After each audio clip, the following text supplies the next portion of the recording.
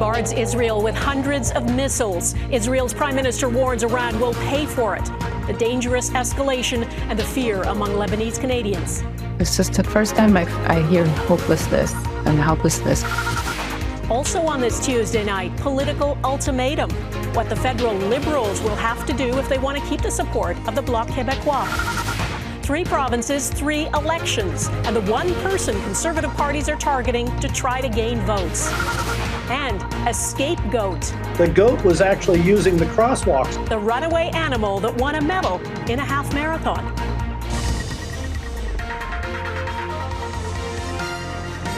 Global National with Donna Friesen.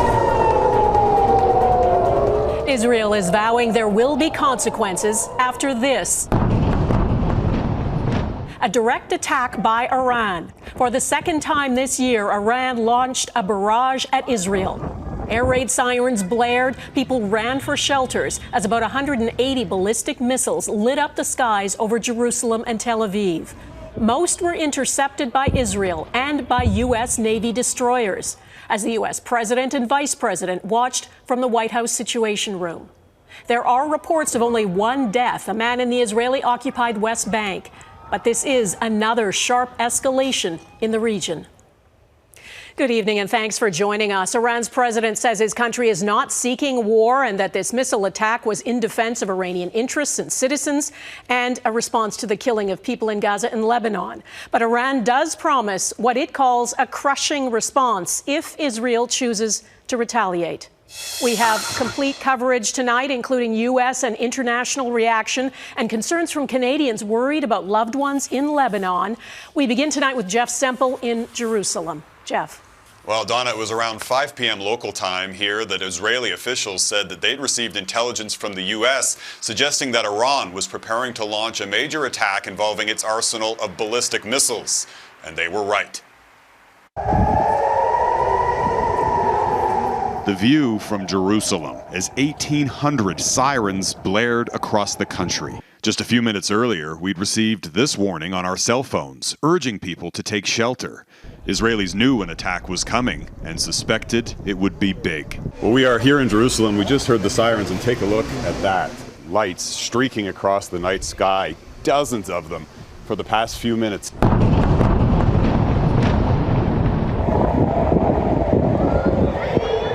In total, around 200 ballistic missiles were fired in several waves from Iran against Israel, many targeting the country's center in and around Tel Aviv. It was completely crazy. It was like in a movie. This Israeli-Canadian lives just north of the capital. The building was shaking.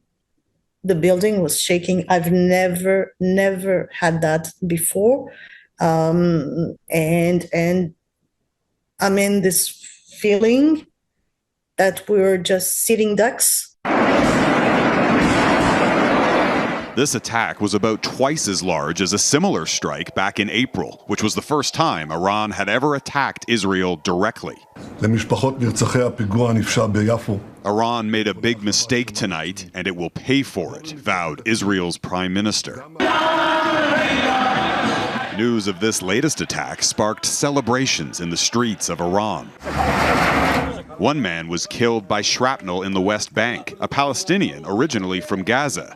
But there were no reports of any other deaths or serious injuries. Yet another testament to the Iron Dome, Israel's air defense system, and a sharp contrast to the view from Lebanon. Over the past week, around 1,000 people in Lebanon have been killed in Israeli strikes, 1 million others forced from their homes.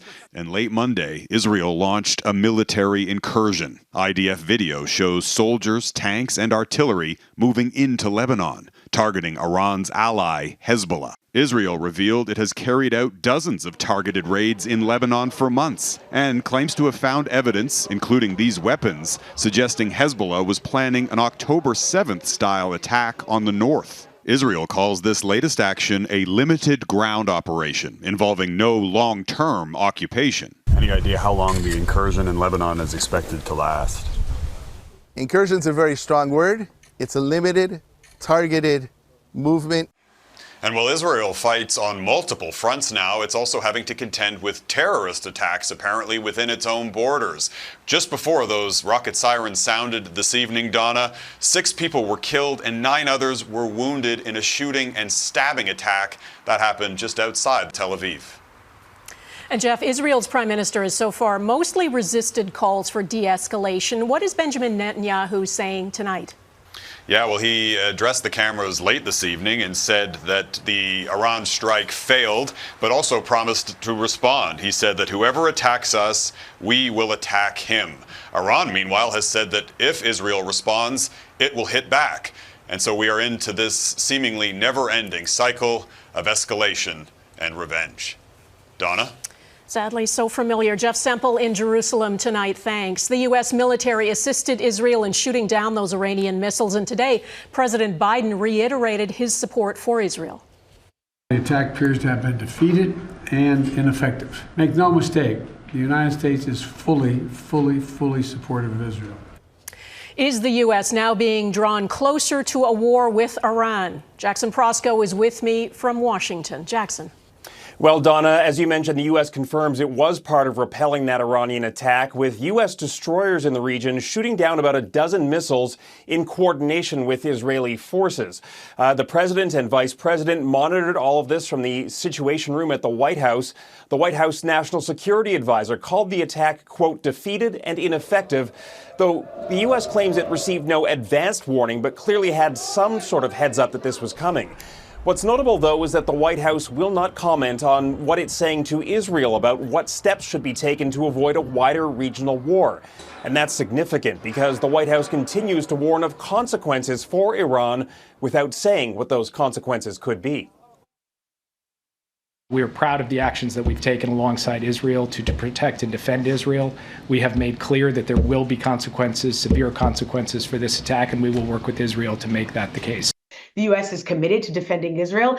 It does not help Israel's long-term security and certainly the U.S. short-term national security objectives to be involved in a full-scale regional war. Not at this time, but really not ever.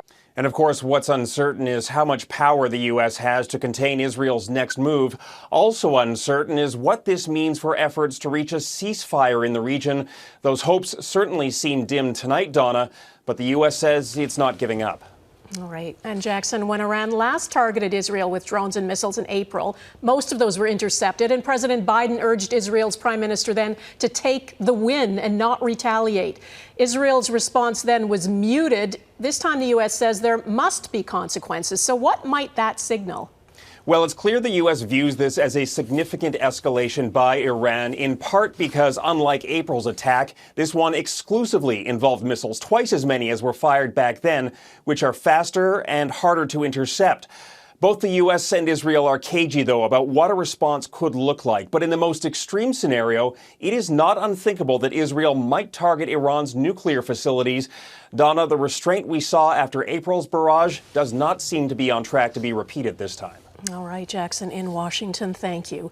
Countries around the world, including Canada, are condemning Iran's attack on Israel and supporting Israel's right to defend itself. And though there are still calls for a ceasefire and a peaceful solution, that outcome seems increasingly distant. Redmond Shannon has international reaction tonight. Peace and stability in the Middle East.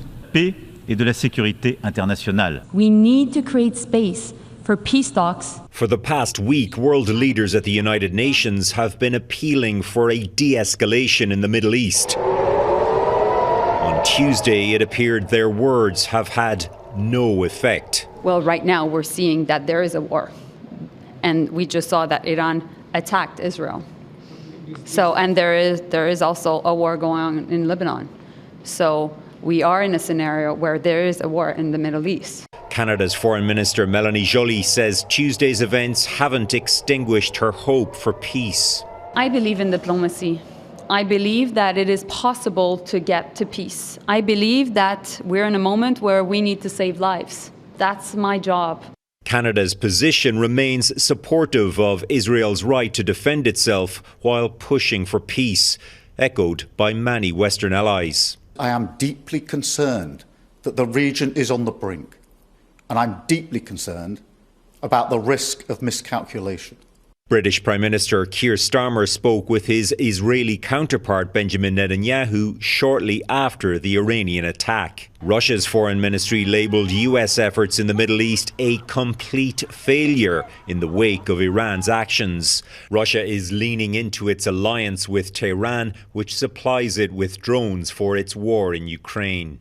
The United Nations Secretary-General Antonio Guterres issued statements of condemnation after Israel's invasion of Lebanon and Iran's missile response. He said tonight the world absolutely needs a ceasefire. Donna? All right, Redmond Shannon in London, thanks. The Beirut airport is still open, and the Canadian government has advised all Canadians in Lebanon to get out on commercial flights while they still can. About 200 left today, and the government has booked seats on flights on October 3rd and 4th as well. As Heather Yurix-West reports, the future for those with family in Lebanon feels increasingly frightening and uncertain. This land and home in southern Lebanon is a precious family space that Gina Yassin fears may already be lost. It's his life savings. It's like the joy for my parents. The family had to flee their homes in southern Lebanon several days ago. They left obviously chaotically and under bombing. And I know now that my mom's village is almost completely destroyed. Yassin's family members are now taking refuge in Beirut, though that city too has seen a barrage of airstrikes and destruction. Lebanese-Canadian Noor Kadri says all of his extended family members in the country have now been displaced. I have more than 100 immediate family members, between aunts, uncles, cousins, their children, and they're trying to find places in hopefully safer zones in Lebanon. But it's unclear where those safer zones will be. The Canadian government is urging all its citizens still in Lebanon to leave now. But not all of Kadri's relatives hold Canadian passports. No, they're not looking at leaving the country, because if in a family you have somebody that is not Canadian and one other one that is Canadian, they're trying to stick together. Kadri says what's needed from Canada is humanitarian assistance and emergency visas so that non-Canadian family members can flee. This is the first time I hear hopelessness and helplessness because it feels, first of all, it feels more brutal and more random. Her family fearing more violence in the days ahead. Heather Yurix-West, Global News, Calgary. NATO's new Secretary General Mark Rutte took the reins of the North Atlantic Treaty Organization today as it confronts major global challenges. The former Dutch Prime Minister replaces Jens Stoltenberg. Rutte is promising to encourage more defense spending. He says Ukraine is his top priority and that NATO must ensure Ukraine prevails in its fight against Russia. In Ukraine, at least 6 people were killed in a Russian military strike today that hit a market in Kherson. 3 other people were injured. That attack happened on Defenders Day, when people across Ukraine stopped to honor veterans and fallen members of the armed forces. Now to Canadian politics. Prime Minister Justin Trudeau survived another non-confidence vote today, thanks to the Bloc and the NDP. That support may not last forever. Bloc Québécois leader Yves-François Blanchet is demanding the government boost old age security before the end of this month, or else he will push for an early election. As Mackenzie Gray reports, the Liberals may have another option up their sleeve. All those in favour of the motion will please vote. Despite Pierre Poilievre's best effort, the Liberal government has survived their second confidence vote of this sitting, with the support of the NDP and Bloc. Why won't the Prime Minister let the people decide in a carbon tax election? To avoid that, the Liberals will need to give something to at least one of their current supporters. There's nothing to negotiate. You do this before October 29th, or we negotiate with other opposition parties. The key non-negotiable from Yves-François Blanchet, a 10% increase in old age security payments for seniors 65 to 74, which would boost the benefit, already indexed to inflation, by a maximum of $72 a month. The cost, $16 billion over 5 years, according to the parliamentary budget officer. The Bloc's plan receiving a frosty reception from the government. We have to look at the intergenerational impacts of something like that. It's a lot of money.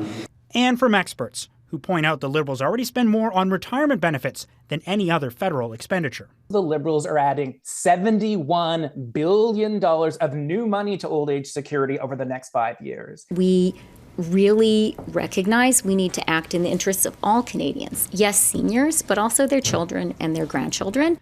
But despite that promise, the Deputy Prime Minister stopped short of giving an outright no. The current proposal that the Bloc has, that's a no from your government. Is that correct? I think we've both answered at some length, and I think we chose our words carefully. If the Liberals can't find a deal with the Bloc, the Prime Minister would have to turn back to Jagmeet Singh to keep Parliament going, Donna, with the NDP wanting help for renters and a price cap on groceries. Okay, Mackenzie in Ottawa, thanks. The minimum wage is going up today for some Canadian workers. The base income is getting a bump in 4 provinces. In Ontario, the minimum wage is now up to $17.20 an hour. In Manitoba, it's $15.80. Workers in PEI will get at least $16. And Saskatchewan's minimum wage is going up to $15. That's still the lowest in Canada. Jimmy Carter makes history, coming up what he's done that no former American president has ever done before.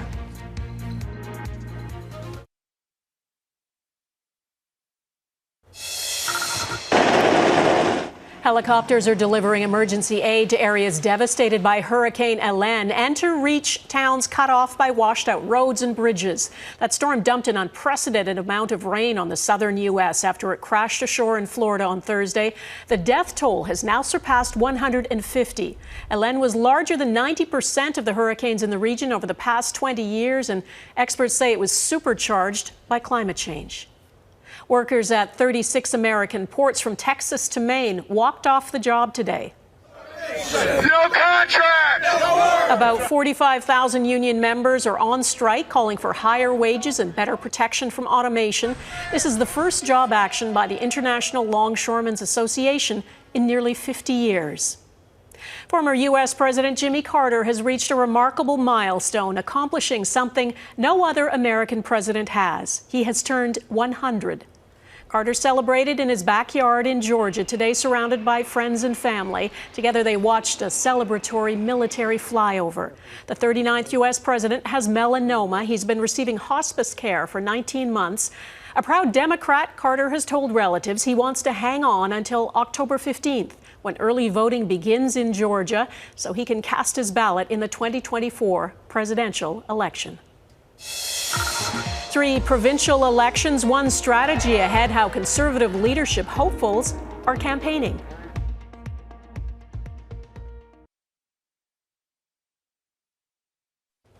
In Saskatchewan, the writ has dropped and the provincial election campaign is underway. That means 3 provinces will be heading to the polls this month. Conservative parties in BC, Saskatchewan and New Brunswick are hoping to make gains, and all are using one politician as a punching bag, Prime Minister Justin Trudeau.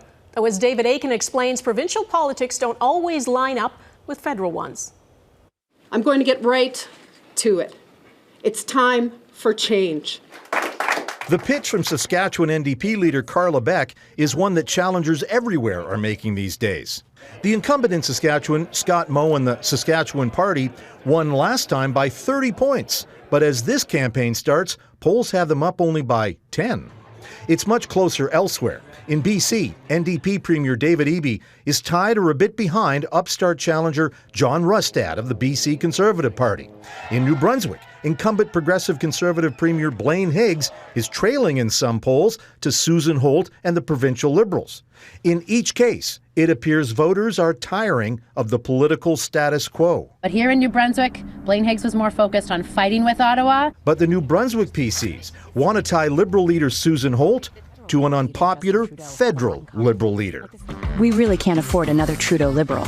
In fact, Conservative parties everywhere want to make Justin Trudeau a ballot question.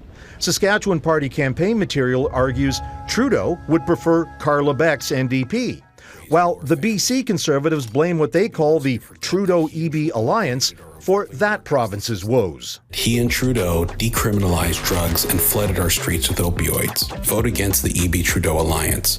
Eby argues he's been fighting against Trudeau. My focus with Ottawa every day was to get British Columbians' fair share. Weaponizing Justin Trudeau is no guarantee of success. Last year, the Manitoba PCs tried to pin Trudeau to their progressive opponent, and the result?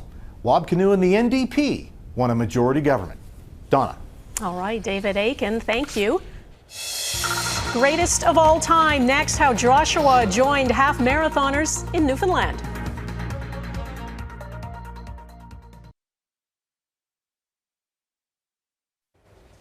There was a new unexpected entrant in a half marathon in Newfoundland this weekend. His name is Joshua. He has 4 legs and he even won a medal. Heidi Petrachik explains how he got there and what happened.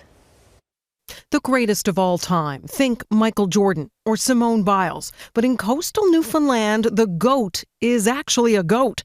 His name is Joshua. And that shiny medal, well...